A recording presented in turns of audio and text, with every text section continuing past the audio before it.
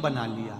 अब इनको मालूम नहीं पड़ा कि सालों निकल गए, निकलते निकलते इनको नहीं मालूम पड़ा कि मलमास आ गया, और मलमास आया और वो मलमास, वो अधिक मास सावन के महीने में आ गया। संजोग ऐसा बन गया कि मलमास पूरा धीरे धीरे धीरे धीरे करते करते सावन के 15 दिन इधर रह गए, 15 दिन उधर रह गए, बीच में मलमास फंसा था। इस अधिक मास का पूरा महीना निकला, अमावस्या का दिन आ गया और इधर सावन लग रहा था, इधर अमावस्या पड़ गई और दूसरे दिन सावन के 15 दिन पड़ना थे, शिव के दिन पड़ना थे। और शास्त्र कहता है अधिक मास का आखिरी दिन और सावन का महीना वापिस लग रहा हो, उस दिन 33 कोटि देवी देवता भगवान शंकर के मंदिर में खड़े होकर अपनी जिंदगी का सारा पुण्य लौटाकर चालू कर देते हैं, पूरा पुण्य।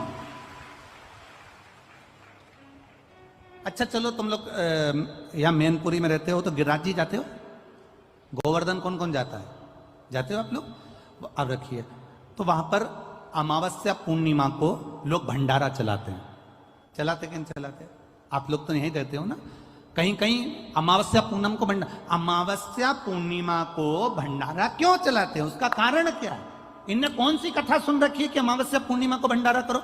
अमावस्या के दिन कोई शंकर का भगत आ गया, कोई शिव का उपासक आ गया, कोई शिव का ओघड़दानी का भगत आ गया, कोई नारायण का भगत आ गया, उसको कुछ खिला दो, उसका मुंह झूठा करा दो। आखिर कारण क्या है? बड़े बड़े घरों में ब्राह्मण को निमंत्रण दिया जाता है, अमावस्या है पंडित जी आ जाना, भोजन कर जाना। पूर्णिमा है पंडित जी आ जाना, भोजन कर जाना। पूर्णिमा के दिन कथा कर जाना, अमावस्या के दिन कथा कर जाना। अमावस पूनम का ऐसा योग क्यों बनता है? उसका कारण केवल एक, शिव महापुराण की कथा कर रही है। अमावस्या अधिक मास के 30 दिन पूरे हो रहे हैं। अमावस्या का दिन था, दूसरे दिन सावन का महीना वापिस चालू, श्रावण वापिस चालू होना था। दोनों का जब संजोग होता है, सावन के अधिक मास का जब संजोग होता है, विराम का दिन होता है। आपको कथा में भी पहले कहा, मेहमान तुम्हारे यहाँ रहते हैं जब तक बच्चों को कुछ नहीं देते हैं। मेहमान जिस दिन जाते हैं 200-500 रुपए बच्चों को दे जाते हैं। अधिक मास का विराम का दिन और सावन का वापिस मध्य का प्रारंभ का दिन वापिस हो जाता है। जब अधिक मास विराम होगा, सावन वापिस चालू होगा, उस दिन 33 कोटि देवता, यक्ष, गंधर्व, देवता, पितर सब उस दिन लुटाते हैं, संपदा देते हैं, वैभव देते हैं। और उस दिन भूल से भी अगर एक कनेर का फूल शंकर भगवान पर चढ़ जाता है तो जिंदगी का सारा भंडार बाबा भर जाता है। एक पुष्प, कनेर देखा है? पंचपुष्प शिव महापुराण की कथा बाची है पहले, उसमें कनेर के फूल का भी दर्शन कराया था। ये रोड के ज्यादातर लोग ये कनेर का जो फूल है ना, रोड के बीच में लगा देते, क्योंकि उसको जानवर भी नहीं खाता, पशु भी नहीं खाता, पक्षी भी नहीं खाता, जहरीला लगता होता, पीले कलर का होता है, लंबा, काम भी कुछ नहीं आता। बस वो कनेर का फूल, और आंधी तूफान पानी गिरता है तो जमीन पर टपक जाते, ढेर सारे गिर जाते। देखे कि नहीं देखे?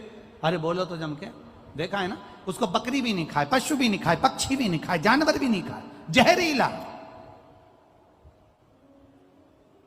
कनेर का पीला पुष्प।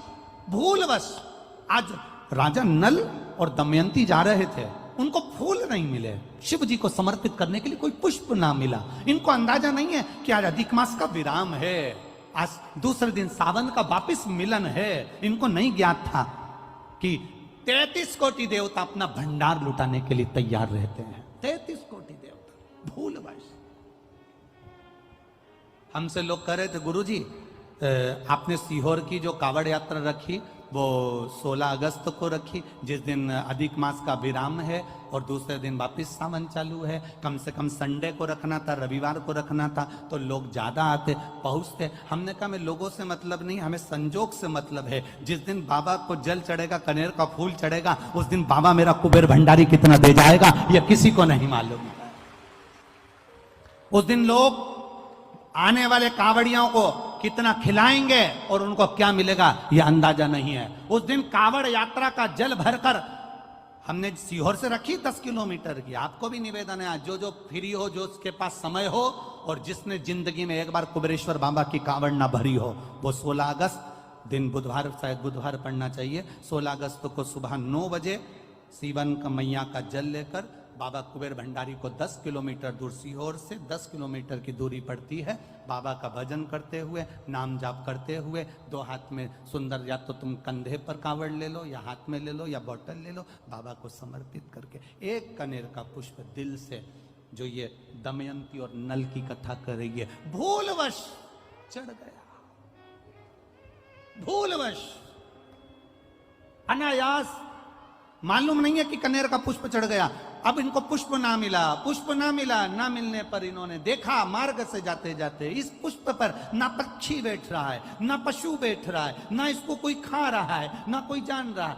पुष्प देखा, कनेर का पुष्प सम्मुख था, छीना और उठाकर उस दमयंती ने अपने पति नल को दिया।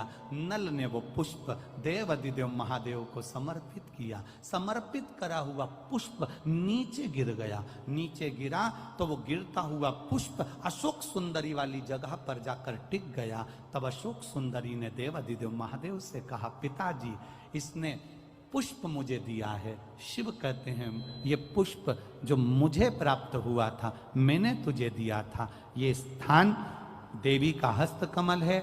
आज का दिन 33 कोटि देवता अपना भंडार, अपना पुण्य मनुष्य को देते हैं, इसलिए आज तुम पुण्य दीजिए।